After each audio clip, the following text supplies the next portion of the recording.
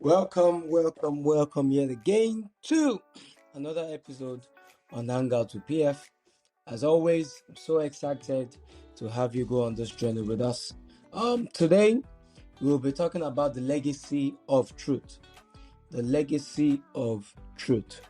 We've been hearing truth. Everybody says stick to your truth, be true to yourself, and all that. So today we're going to dive into it to know everything that truth is all about. What is truth? Truth is the original intent of a thing or a situation before its manifestation. It is the original intent, that is, the very thought that was conceived of a thing or a situation before its manifestation. It stands as a reference point to anything that we call achievement or success in our world. The truth is the very thing that signifies how successful, or even if we have even attained anything at all. That is what the truth is. That's what truth is all about.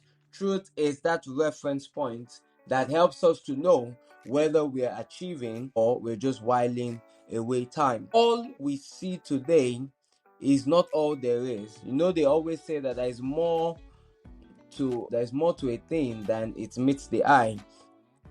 There is to see, as long as what was intended or envisioned hasn't become manifested. Let me say that again. It says that all that we see today is not all there is to see, as long as what was intended or envisioned hasn't become manifested.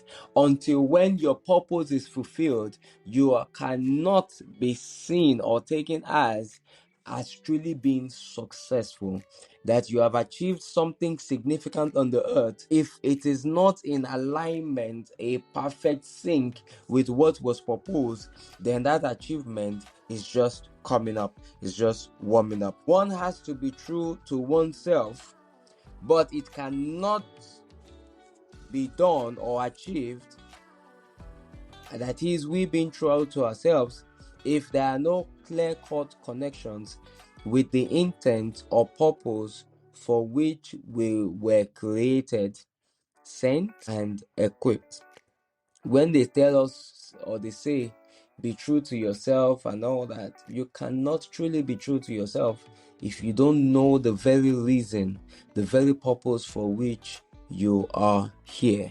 There is no truth outside of purpose. There is no truth outside discovering the true intention, the true meaning of what your life is supposed to be. So you cannot weigh achievements by what you're able to achieve or attain, but by the original thought conceived that birthed your sojourn even in the earth. You cannot weigh your success. You can't begin to rate it, ascribe levels to your attainment until you make those evaluations by your very purpose on the earth. This is why many attain several feats, but they have little or no satisfaction or sense of fulfillment, because our reference point is what was proposed and not what is attained. Our reference point in life is by what was proposed and not what we are able to attain. So you find a lot of people living unfulfilled life.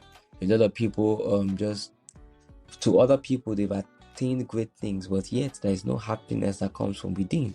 There is no joy in their attainment or the success that they have. It's a clear indication that they are working outside of purpose. There are a lot of trial and error that persist in the lives of many, because seeking the truth actually takes dedication and commitment and even patience. A lot of people just want to do things. We just want to be seen as being active. We just want to dabble. It's good that we don't want to be idle, but if you're running fast in the wrong direction, you're as good as not going anywhere. So we are very eager to do, but so laid back on discovering. Before every move, discovery is key. There's some steps we should not take until when we have discovered, until when we have a sense of direction, a sense of purpose. It's very, very important. It's very, very crucial in our lives when it comes to success and attainment. Things become clearer when we're equipped with the right information coupled with clear-cut direction, which is sometimes categorized as one going on a wild goose chase. But it eventually adds up in the end. Clear-cut direction sometimes mean you chasing the wind, you following your truth, doing the things that you perceive in your heart to do. Sometimes it looks far-fetched. It looks out of the ordinary. It looks people around you will call you foolish, or they call you that you're just wasting your time.